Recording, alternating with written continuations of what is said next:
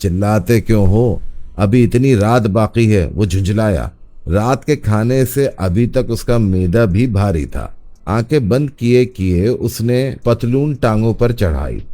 दोनों ने मिलकर गंदुम की बोरी घोड़ी की पीठ पर रखी और बाहर निकल आए। हाथ से बोरी थामे वो घोड़ी के बराबर खेतों के बीचों बीच चलता रहा। नियाज बेग जो पीछे पीछे आ रहा था, कभी कभी तेज बेसुरी आवाज में गाने लगता।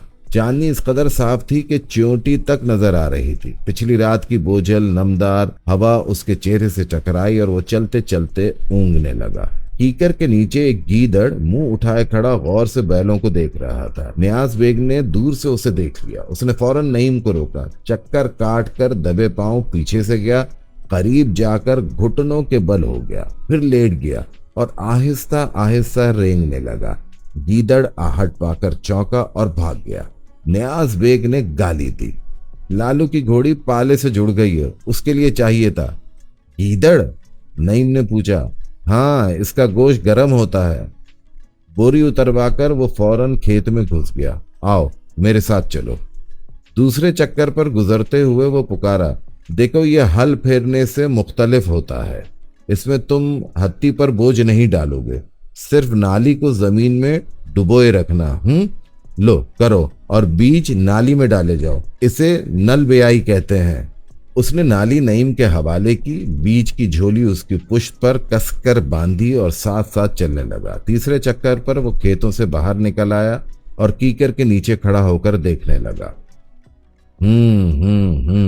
लकीर टेढ़ी जा रही है, वो वहीं से चीखा।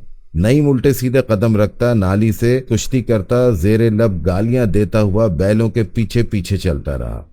हवाऊं, उसका बाप फिर चिल्लाया, अंधे हो, बीज बाहर गिर रहा है। तुम्हारी नजर बड़ी तेज है, नईम ने जल कर कहा। चांद की रोशनी में दाने देखते हो? वो बेहद एहतियात के साथ ब्याई कर रहा था, लेकिन थोड़े थोड़े वक्फे पर उसे बराबर डांट खानी पड़ रही थी। लकीर सीधी रखने की कोशिश में बीज बाहर गिरने लगता और उसकी तरफ ध्यान देता तो नाली बाहर निकल आती। खुनकी के बावजूद उसके सारे जिस्म में से पसीना निकल रहा था। नीले की दुम मरोड़, ऊपर वाले की। दबता है कमीन का बैल, खाने को तो 3 मरले भी खा जाए, उसका बाप चीखा। वो बगैर सुने काम में मसरूफ रहा। जब दोबारा नियाज बेग चिल्लाया, नीले को चलाओ, नीले को, तो उसने झुंझला कर बैल रोक दिया और खाली झोली पुष्प पर से उतार कर उसके पास लाकर फेंकी। जब मैंने पहले दिन ब्याई की थी तो 140 कीकर की छड़ियां मुझे पड़ी थी। उतनी बैलों को नहीं मारी जितनी बाप ने मुझको मारी।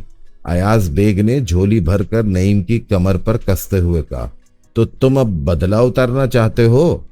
काम करो, चिल्लाओ नहीं, सवेरा होने वाला है। दादा जब मरा तो तुम छोटे से थे, मुझे पता है, जरा मत करो, सवेरा होने वाला है। सुबह का सितारा तेजी से चमकने लगा, फिर दूसरे सितारे एक एक करके गायब होने लगे। उजाला फैला और चांद सफेद हो गया। सूरज निकलने तक नईम का जिस्म इतना नहीं थका था जितना उसका मिजाज नियाज बेग की झिकझिक से बिगड़ चुका था। मगर आखिर उसने ब्याई करना सीख ली थी। आखिरी खेत उसने मुकम्मल सफाई से बोया था। 2 घड़ी दिन गुजर चुका था जब उसने बैल खोले, उन्हें कीकर तले बांधा और लस्सी का मटका उठाकर मुंह से लगा लिया। उसकी छोटी माँ आज अपनी बारी पर छाछ और रोटी लेकर आई थी। दस्तरखान पर 2 बाजरे की रोटियां पड़ी थीं। एक पर मक्खन चिपड़ा था जिसे उसका बाप खाने लगा। खुश्क रोटी उसके हिस्से में आई। उसकी माँ बैठी चंद माह के बच्चे को दूध पिला रही थी।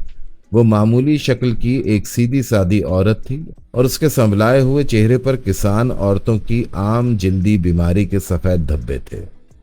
अभी 1/3 ब्याई हुई है, नियाज बेग ने खाते हुए कहा, बाकी कल करेंगे। कल? फिर वो तंज से हंसा। कलकत्ते में ब्याई फागन तक करते रहते हैं, आज शाम तक ब्याई खत्म हो जानी चाहिए, सुना? कल? कल क्यों नहीं? नईम ने गुस्से से कहा। जो 2 सेर आज रात को हम बीज में से खा लेंगे, कल वो कहां से आएगा?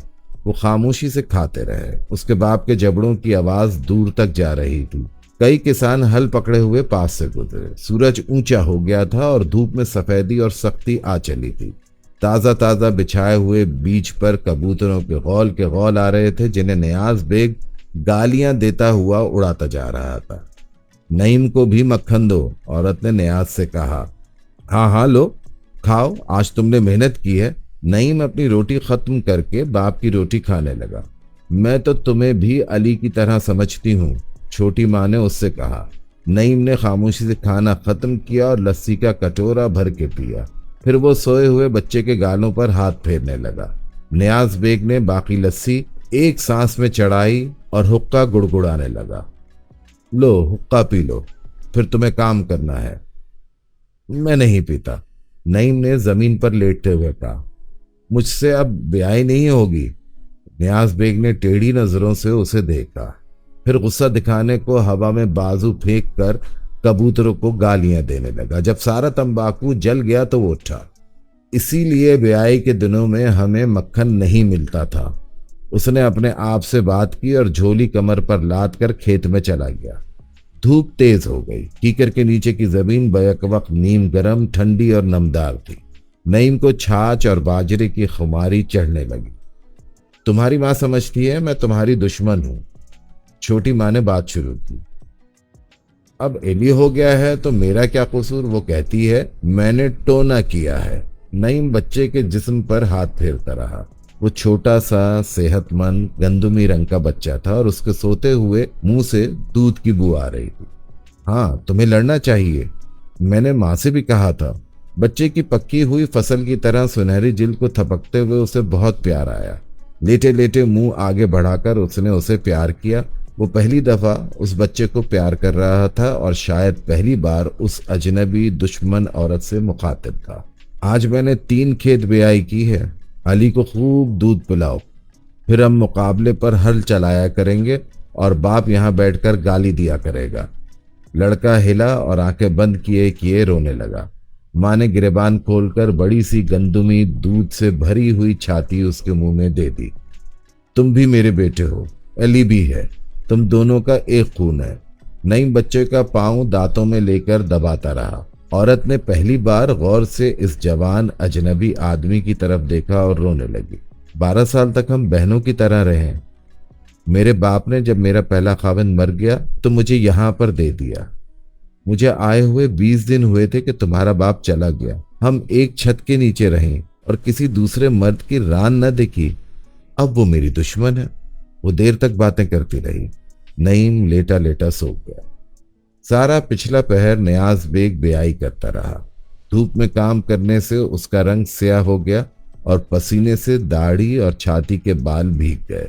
मगर जब वो वापस आया तो बीज की बोरी खाली हो चुकी थी और 2 खेत अभी बाकी थे। वो थकी हुई आवाज में बोला, उधार लेना पड़ेगा, बैलों को घर ले जाओ।